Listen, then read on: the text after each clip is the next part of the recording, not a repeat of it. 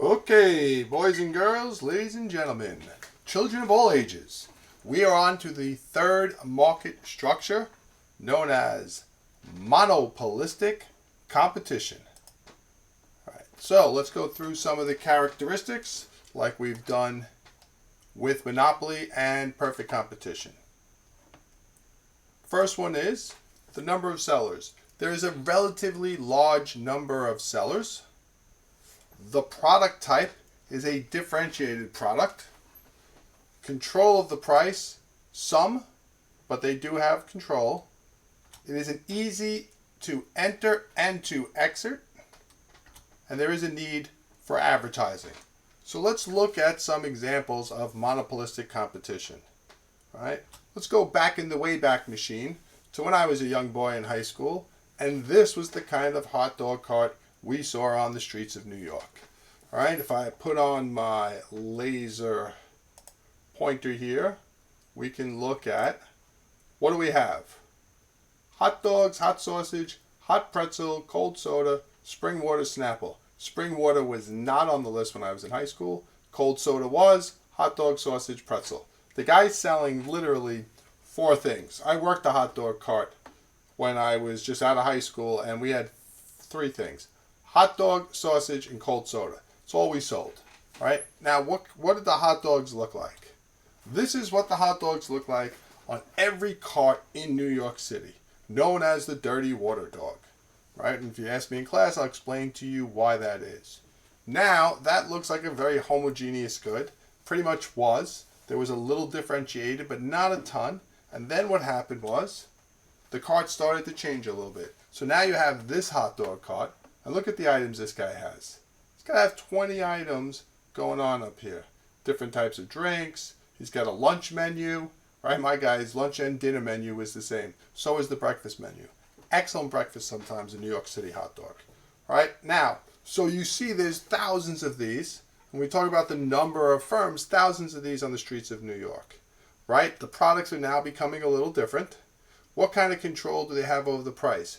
Because they're changing the style, right? This guy's got a gyro down here going on, okay? Because they're changing the style of the product, they want to advertise, and you can see that with, right here we have the two umbrellas, which was on the first guy's cart, but now we've got a digital board here.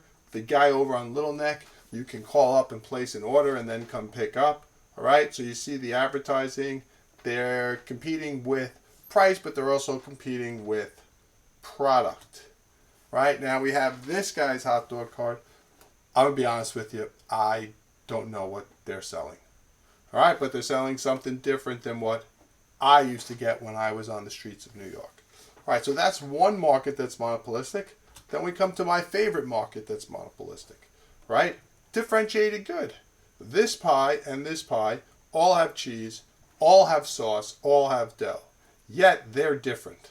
The pie here can be found at this pizzeria. This pizzeria is known as one of the best pizzas in the United States of America. Voted number one, I think 3 or 4 times over the last few years. All right? This is DeFara's. The guy's been there since 1960. He hand makes the pizza. He rips the basil and puts it on top of the pie. It's actually a show when you go there. All right, so those are the different examples of monopolistic. Okay, so we want to look at monopolistic and output, right? Price and output in the monopolistic market. First thing we're going to look at is the demand for the monopolistic good is highly elastic. Right, now let's do a quick little review. When we were looking at a perfect competitor, he had a horizontal line. He was perfectly elastic.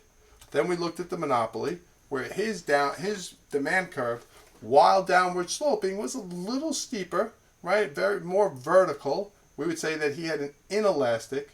I would say the monopolist was highly inelastic, right? This is the monopolist, highly inelastic demand. And then finally, we have what we're looking at today, which is the monopolistic, right? And he has a highly elastic demand curve.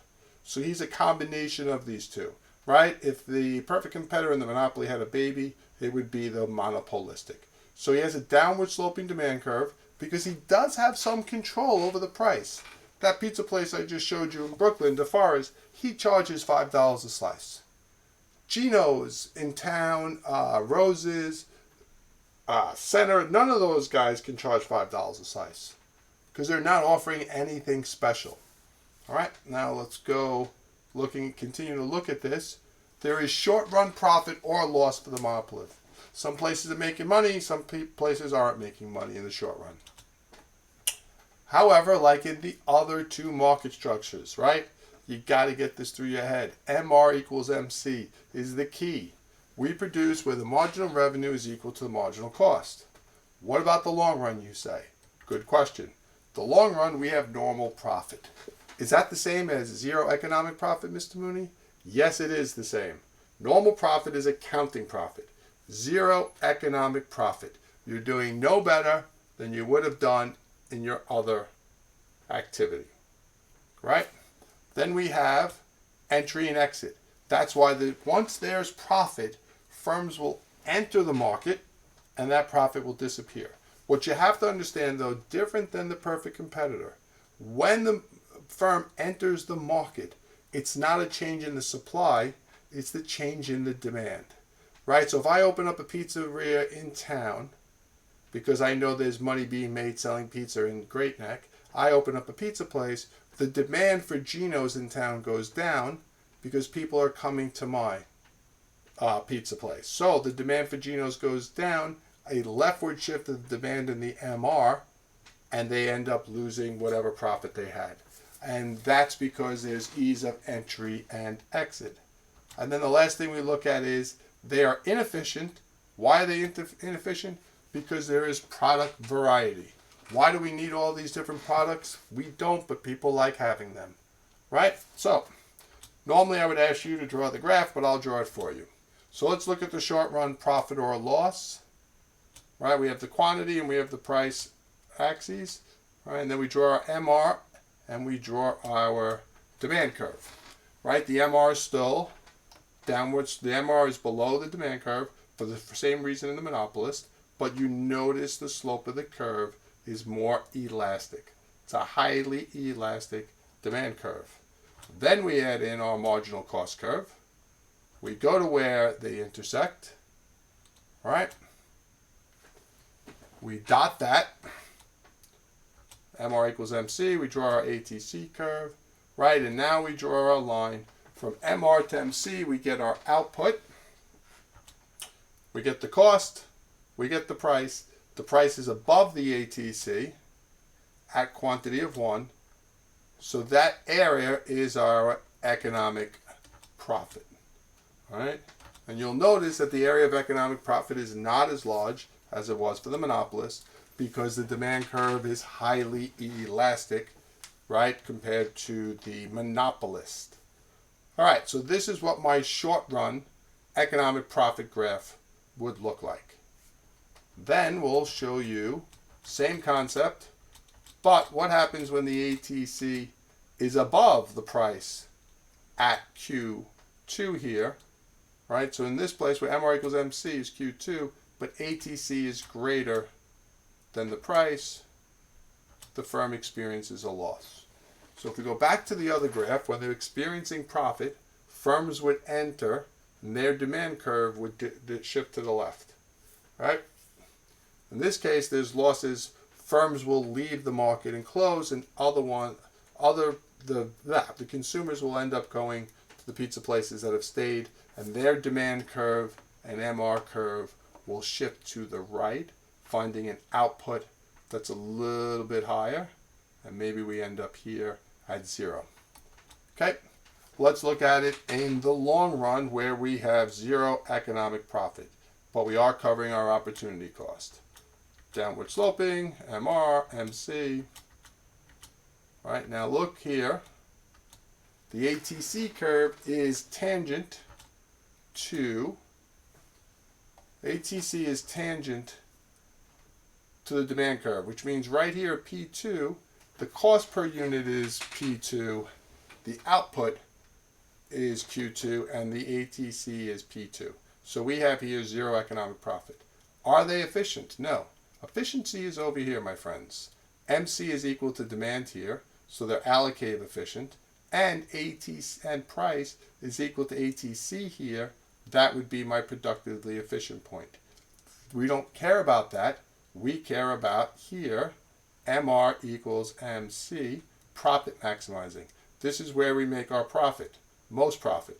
We could make some profit here, however, not as much as we could make here. Okay, so let's talk about efficiency for a second. The monopolistic competitor is inefficient, productively inefficient. P is greater than ATC, as I showed you on the graph. He's allocative inefficient. P is greater than marginal cost. All right, if we bring back the graph, okay, you can see this happening. Now, what's interesting with the monopolistic, because he has the ability to produce more at a lower cost, he is said to have excess capacity. So he could produce Q4 at a lower cost per unit. However, he would not maximize his profit. Therefore, he doesn't do it, and he leaves some of his factory empty, not being used, and there's the capacity to produce more. So we say the monopolistic competitor has excess capacity. And you get that from taking the output where ATC is equal to MC and compare it to ATC equal to price. All right, and what's the reason for this inefficiency? Product variety. Right, the firm constantly manages prices, products, and advertising. Just go back to that hot dog cart and look what that guy's doing. He's doing everything possible to get people at his hot dog stand. Colors, everything, right? That's the bet. So he's trying to say my product's different. He's saying that through better advertising, and we as consumers benefit by greater array of choices and better products. I will tell you, I do miss my traditional New York City hot dog. As of 2 summers ago, the only place I could find it was in front of the Museum of Natural History, and there was one guy selling just a regular hot dog. All right, and we benefit because we get different types of styles, and we get brands and quality. So as I've said in the past, they're competing with each other, so we end up with better stuff. I don't know that we need all those things, but we do end up with better things. All right, that's all we have for monopolistic.